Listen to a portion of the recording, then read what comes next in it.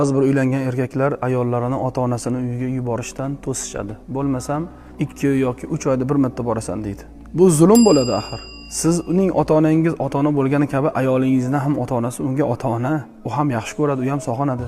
Fuqaholar, ya'ni faqihlar aytadiki, erkak ayolini bir haftada bir marotaba ota-onasining uyiga borishdan yoki bo'lmasam ota-onasi qizini ko'rgani kelsa, yo'q deganda bir haftada bir marta man qilishga haqqi yo'q deydi.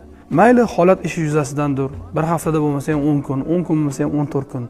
Uzog'i 14 kunda bir marotaba bo'lsa ham ayollarimizni, ya'ni juft halolimizni ota-onasini ko'rgani, ularning oldiga borib, ular bilan diydorlashib kelgani biz ruxsat berishligimiz kerak axir.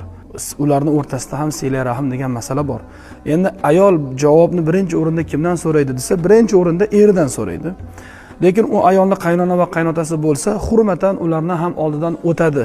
Adajon, oyijon uyiga borib kelsa maylimi?